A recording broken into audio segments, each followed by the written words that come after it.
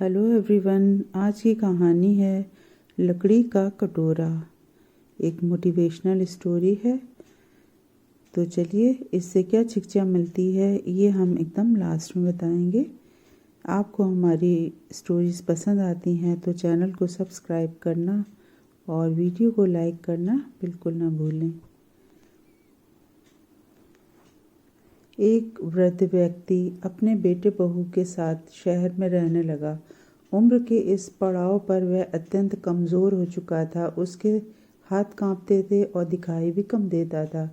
वो एक छोटे से घर में रहते थे। पूरा परिवार और उनका 4 वर्षीय पोता एक साथ डिनर टेबल पर खाना खाते थे। लेकिन वृद्ध होने के कारण उस व्यक्ति को खाने में बड़ी दिक्कत होती थी।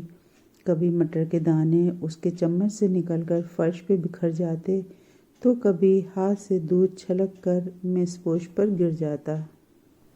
बहू बेटे 1-2 दिन ये सब सहन करते रहे, पर अब उन्हें अपने पिता की इस काम से चिढ़ होने लगी।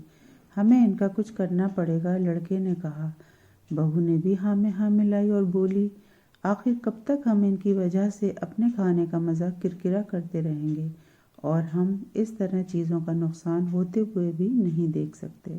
अगले दिन जब खाना खाने का वक्त हुआ तो बेटे ने एक पुरानी मेज़ को कमरे के कोने में लगा दिया। अब बूढ़े पिता को वहीं अकेले बैठकर अपना भोजन करना पड़ता था। यहाँ तक कि उनके खाने के बर्तनों की जगह एक लकड़ी का कटोरा दे दिया गया ताकि अब और बर्तन न टूट फूट सकें।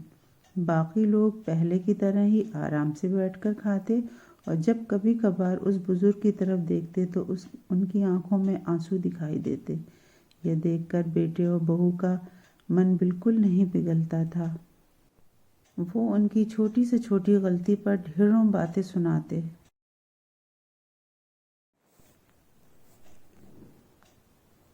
वहाँ बैठा बालक यह सब बड़े ध्यान से देखता और अपने आप में मस्त रहता।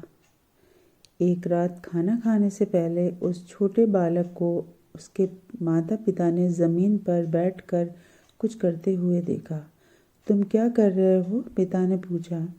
बच्चे ने मासूमियत के साथ उत्तर दिया, अरे मैं तो आप लोगों के लिए एक लकड़ी का कटोरा बना रहा हूँ ताकि जब मैं बड़ा हो जाऊँ तो आप लोग इसमें खा सकें।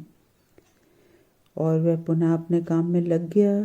पर इस बात का उसके माता पिता पर बहुत गहरा असर हुआ। उनके मुंह से एक भी शब्द नहीं निकला और आंखों से आंसू बहने लगे। वो दोनों बिना बोले ही समझ चुके थे कि अब उन्हें क्या करना है।